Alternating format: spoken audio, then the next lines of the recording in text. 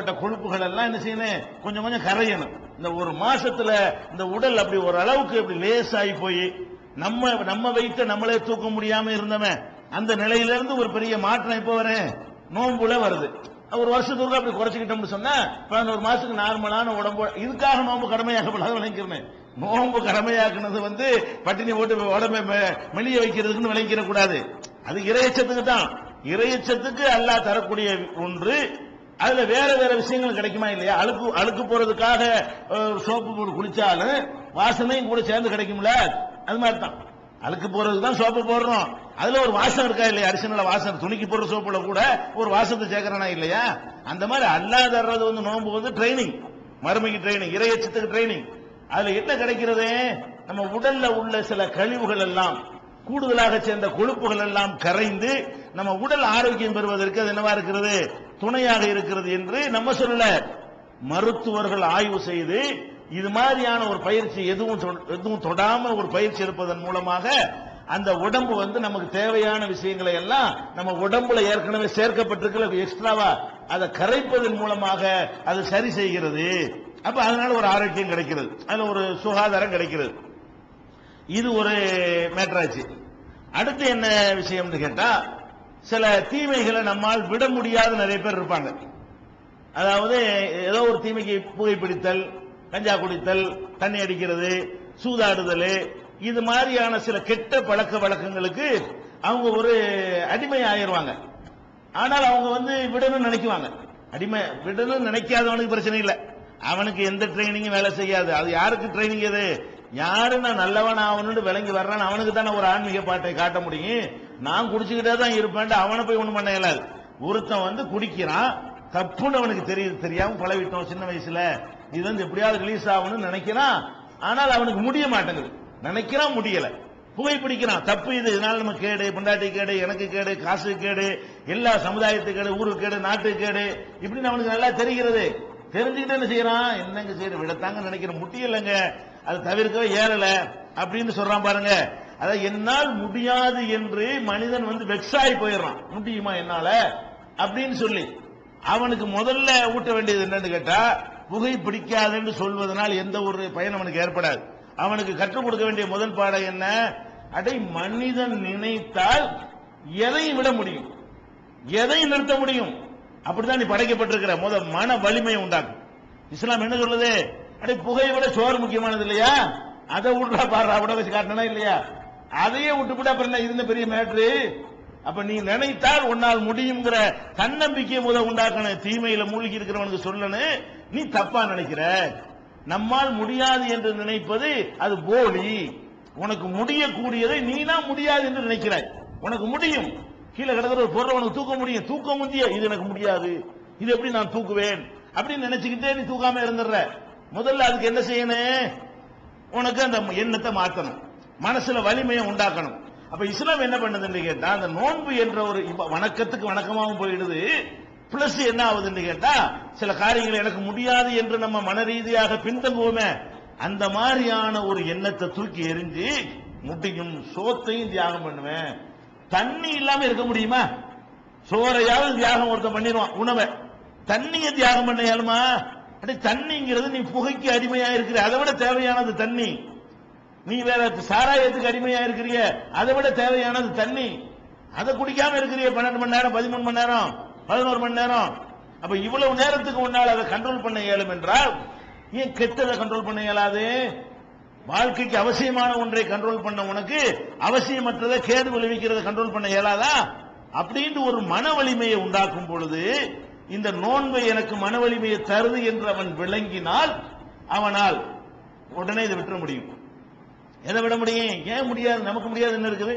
அல்லாஹ் நம்மளுக்கு எல்லாம் முடியக்கூடியவர்களாக நம்மளை படைச்சிருக்கிறான். எது ஒரு மாச காலம் பட்னியா கடந்து பழவனமே, நமக்கா இது முடியாது அப்படின்னு சொல்லி நம்மால் முடியும், நமக்கு ஒரு கேடு வராது அப்படின்னு ஒரு தன்னம்பிக்கையை வளர்த்தானேயானால் இந்த நோன்பை அதற்கு அவன் பயன்படுத்திக் கொள்ளலாம். நோன்பிலிருந்து கிடைக்கிற பாடத்தை பயன்படுத்திக் கொள்ளலாம்.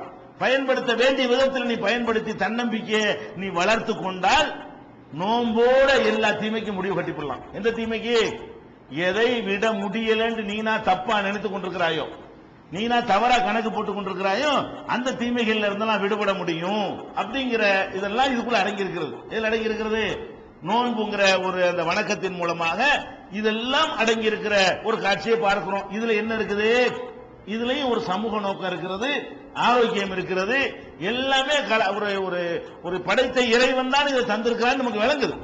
இந்த மார்க்கத்தை அது கரெக்டா அளந்து தேவையானது தந்து அதுல கேடு வராமையும் பாதுகாத்து உடலால் நமக்கு நன்மை, மனசால் நமக்கு நன்மை, தீய பழக்கங்களை விடுவதால் நமக்கு நன்மை, இப்படி பல நன்மைகளை உள்ளக்க வைத்து ஒரு வணக்கம் அமைந்திருக்குதுன்னு சொன்னா இதுல தனிச்சு விளங்குதா இல்லையா?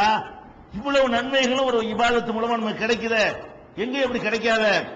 இந்த நோன்பையெல்லாம் முடிச்சுட்டு பெருநாள் கொண்டாடுறமே சந்தோஷமா, பெருநாள் கூட ஒரு இபாதத் தானே, அது ஒரு வணக்கம் தானே. பெருநாள் கூட அதுல கூட இஸ்லாம் தனிச்சு விளங்குதா இல்லையா? பெருநாள்ங்கிற பேர்ல குடிச்சு கும்மாளம் போடுறதுக்கு பேர் பெருநாள் இல்லப்பா, ஆட்டம் போடுறதுல தடை செய்யப்பட்டதையெல்லாம் அனுமதிக்கப்பட்டதுக்கு பேர் பெருநாள் கிடையாது. பெருநாள்னா என்ன? ஏழைப்பாளைகளுக்கு உதவுறதுக்கு பேர் பெருநாள். நீ சந்தோஷமா இருக்கிற மாதிரி உன்னை சேர்ந்து அத்தனை பேர் சந்தோஷமா இருக்கணும், அதுக்கு பேர் பெருநாள். பெருநாள்ங்கிற ஒரு பேர்ல அனைவரும், உலக மக்கள் அனைவரும் இல்ல, யாரு இந்த பெருநாளை நம்புகிறாரோ அவங்க அனைவரும், முஸ்லீம்கள் தான் பெருநாளை கொண்டாட போறோம். அப்ப பெருநாள் கொண்டாடக்கூடிய சமுதாயம் முழுவதும் பெருநாளை கொண்டாடணும். அதான் பெருநாள் அர்த்தமுள்ள பெருநாள். ஒரு சமுதாயம் ஒரு ஊர்ல இருக்கிறாங்க, இன்னைக்கு பண்டிகைங்கிறாங்க, பண்டிகைன்னு சொல்லி அறிவிச்சு பண்டிகையை கொண்டாடுறாங்க. அதுல என்ன இருக்கு? 7 பேர் தான் ஊர்ல சாப்பிடுறான், 72 பேர் சாப்பிடுறேன்னு இது பண்டிகையா? 7 பேர் தான் ஊர்ல புது ட்ரெஸ் போடுறான், மீதி ஒண்ணு போடலன்னா அதுக்கு பேர் பண்டிகையா?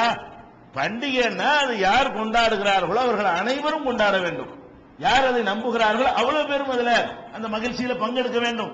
அதுக்கு பித்ராண்டு ஒரு தர்மத்தை உண்டாக்கி நடுத்தர வர்க்கத்தில் உள்ளவர்கள் வரைக்கும் அதை கொடுத்தாவனு, தலையை எண்ணி கொடுத்தாவனு, ஒரு வீட்டில் 5 பேர் இருந்தா 5 பேரும் கொடுத்தாவனு, 10 பேர் இருந்தா 10 பேருக்கும் தலைக்கு 2.5 கிலோ அரிசிக்கு என்ன ரேட்டு வருதுன்னு கணக்கு பண்ணி தலைக்கு 50 ரூபா 45 ரூபா ஊருக்கு தகுந்த மாதிரி வரும். அந்த ரூபாய் என்ன செய்யணும்? பித்ராங்கிற பேர்ல தர்மமா கொடுக்கணும். 5 ரூபா 10 ரூபா கொடுக்கறதுக்கு பேர் பித்ரா இல்ல. எங்க வீட்டுல 5 பேர் இருந்தாங்கன்னு சொன்னா 250 ரூபா எடுத்து என்ன செய்யணும்? இந்த அங்க பித்ரான்னு சொல்லி கொடுக்கணும். அது கூட்டாக திரட்டணும், திரட்டி ஏழைகளுக்கு தேடி சென்று கொடுக்கணும். நம்ம வீட்டுல சாப்பிட அதே சாப்பாட்டை அவங்களும் சாப்பிடணும், அதை விட சிறப்பா சாப்பிடணும். இந்த மாதிரி எல்லாம் அதுல கூட ஒரு வித்தியாசம் தனிச்சு விளங்குதா இல்லையா? இந்த நோன்புல தனிச்சு விளங்குற மாதிரி நோன்பை ஒட்டி வரக்கூடிய பெருநாளையும் தனிச்சு விளங்குற காட்சியை பார்க்கிறோம். ஹஜ்ஜி பெருநாள் என்ன செய்யறோம்? அந்த இறைச்சியும் ரத்தமும் அல்லாஹ்வுக்கு போய் சேர போகுதா? குர்பானி கொடுக்கறோமே, எல்லாரும் போய் அறுக்க சொல்றானே, அறுக்க சொல்றது எதுக்கு? அறுத்து அல்லாஹ் கொண்டு மண்ணில் போட்டு புதைங்கன்னு எல்லாம் சொல்றானா? வீணாக்குன்னு சொல்றானா? ஆயுதத்துக்கு எரின்னு எல்லாம் சொல்றானா? புளிய தொண்டி எல்லாத்தையும் போட்டு புதைச்சு விட்டு போன்னு சொல்றானா? அல்ல என்ன சொல்றான்? லையனாலல்லாஹு லுஹூமுஹா வலா திமாவுஹா, ரத்தங்களோ அதனுடைய இறைச்சியோ அல்லாஹ்வை சென்றடையாது. வலாக்கின் யனாலுஹு தக்வா மின்கும், உங்களுடைய இறையை சென்றான் அவனை சென்றடையும் அப்படின்னு எல்லாம் சொல்றான். வஅத்இமுல் பாயிஸல் ஃபகீர், அன்றைய தினம் ஏழைகளுக்கு நீங்கள் அதை உண்ண கொடுங்கள், உணவாக கொடுங்கள், ஏழைகள் சாப்பிட்டு. அதுக்கு தான் எல்லாம் இருக்க சொல்றான். நம்ம அறுக்க சொல்றது எதுக்கு? இறைச்சி சாப்பிடணும், பெருநாளா சந்தோஷமா சாப்பிடணும் எல்லாம் ஆசைப்படுவான். அவன் ஒரு கிலோ 250 ரூபாய் 200 ரூபாய்க்கு வாங்க முடியுமா? எல்லாருக்கும் வசதி இருக்குமா? இருக்காது. அறுநூறுக்கு ஆட்டா இருப்பா, உனக்கு தேவையான எடுத்துட்டு கூடு, 4 இலைக்கு கொடு, 10 இலைக்கு கொடு. ஒவ்வொருத்தரும் 10 இலைக்கு கொடுத்தா என்னவாகும்? எல்லார் வீட்லயும் நல்லா சமைச்சு சாப்பிடுவாங்கல்ல பெருநாள் சந்தோஷமா. அப்ப 2 பெருநாள் தான் இந்த மார்க்கத்தில் இருக்குது. 2லயுமே என்ன இருக்குது? பெருநாள் எது கொடுக்கிறோமோ அந்த காரணம் நிறைவேறுது. எல்லாரும் கொண்டாடுவது சந்தோஷமா இருக்கிறதுக்கு பெருநாள். இந்த உம்மத்துல இந்த சமுதாயத்துல அனைவரும் சந்தோஷமா அதை கொண்டாட முடியுதா இல்லையா? இப்படி ஒரு நிலைமைய நம்ம நோன்புல பார்க்கிறோம். நோன்பை ஒட்டி வரக்கூடிய, ஹஜ்ஜை ஒட்டி வரக்கூடிய 2 பெருநாட்களை நம்ம என்ன செய்யறோம்? தனிச்சு வழங்குறத பார்க்கிறோம். ஹஜ்ஜை எடுத்துக்கிறோங்க. ஹஜ்ஜின் ஒரு கடமை எல்லாம் நமக்கு விதியாக்கி இருக்கிறான். இது என்ன காசை போட்டு விரயம் பண்றதுக்கா? கண்டிப்பா இல்ல. இந்த ஹஜ்ஜிங்கிறது அல்லாஹ் கடமையாக்குனதுக்கு அங்கதான் முதல் மனிதர் படைக்கப்பட்டாரு. அங்கதான் முதல் ஆலயம், இறைவனை வணங்குவதற்காக முதல் பள்ளிவாசல் அங்கதான் கட்டப்பட்டது. அந்த பள்ளிவாசல் முதல்ல இறைவனை வணங்கிய இடம், முதல்ல இறைவனை வணங்குவதற்கு கட்டப்பட்ட முதல் பள்ளிவாசல் காபாங்கிறது. அந்த இடத்துல நீங்க போய் என்ன செய்யுங்க? இறைவனை வழிபடுங்க அப்படின்னு எல்லாம் சொல்றான். அங்கதான் அல்லாஹ் இருக்கிறாங்கிறதுக்காக வழிபட போறோம். நம்ம வழிபட போறோமே, இங்கெல்லாம் அல்லாஹ் கிடையாது, அல்லாஹ் இருக்கிறதே காபாவுல தான் இருக்கிறான் அப்படின்னு சொல்லி அல்லாஹ் பாக்குறதுக்கு நம்ம போறோம்? கண்டிப்பா கிடையாது. எங்க வேண்டாலும் இருந்து ஐனமாத்து வல்லு சம்ம வஜ்ஹுல்லா, நீங்க எங்க இருந்தாலும் அங்கேயும் அல்லாஹ்வுடைய கவனம் இருக்கிறது, அல்லாஹ்வுடைய முகம் இருக்கிறது அல்லாஹ் திருக்குறான்ல சொல்லி காட்டுறான். அப்ப நம்ம போறது எதுக்காக வேண்டி? அங்கதான் அல்லாஹ் இருக்கான்னு யாரும் தேடிக்கிட்டுலாம் போகல. நம்ம எதுக்காக போறோம்? முதல்ல கட்டப்பட்ட ஒரு ஆலயத்துல போய் நம்ம வழிபாடு செய்வது நம்முடைய நோக்கம். அதுக்கு தான் நம்ம போறோம். ஆனால் அதுல அடிஷனலா நமக்கு என்னவெல்லாம் கிடைக்கும் யோசிச்சு பாருங்க. என்ன கிடைக்குது? பள்ளிவாசல் 5 வேளை தொழுகையின் மூலமாக நீங்கள் ஒரே வரிசையில் நிற்பதன் மூலமாக அந்த ஏற்றத்தாழ்வுகள்லாம் ஒளிந்து, நீ வசந்தவன், நீ தாழ்ந்தவன், நீ அந்த ஜாதி, நான் இந்த ஜாதி, நான் இத்தனை வருஷ முஸ்லீமு, நீ நேற்று வந்த முஸ்லீமு, இந்த மாதிரியான சிந்தனைகள் எல்லாம் ஒளிந்து நம்ம எல்லாரும் சகோதரர்கள் ஆயிரம் இல்லையா? ஊருக்கு ஏற்படுது. ஆனா ஊருக்கு ஏற்பட்டாலும் அது சின்ன வட்டத்துல தான் ஏற்படும். என்ன வட்டம்? அந்த ஊரை சேர்ந்த 4-5 சாதியினர், ஒரே மொழி பேசக்கூடியவங்க, ஒரு தமிழ் பேசக்கூடிய மக்கள் மத்தியில தான் அந்த சகோதரத்துவம் ஏற்படும். ஹஜ்ஜிங்கிற கடமையின் மூலமாக என்ன ஏற்படும்? சர்வதேசத்தில் உள்ள மக்கள் அங்க வருவாங்க. அந்த ஒரு இடத்துக்கு உலகத்தையெல்லாம் வர சொன்னா தமிழ் பேசுறவன் வருவான், மலையாளம் பேசுறவன் வருவான், ஆங்கிலம் பேசுறவன் வருவான், அரபு பேசுறவன் அங்க இருப்பான். இன்னும் உலகத்தில் எத்தனை மொழிகள் இருக்குதோ அத்தனை மொழி பேசக்கூடிய மக்களும் அங்கே வந்து ஒன்னா குழுமுவார்கள். மொழி மட்டும்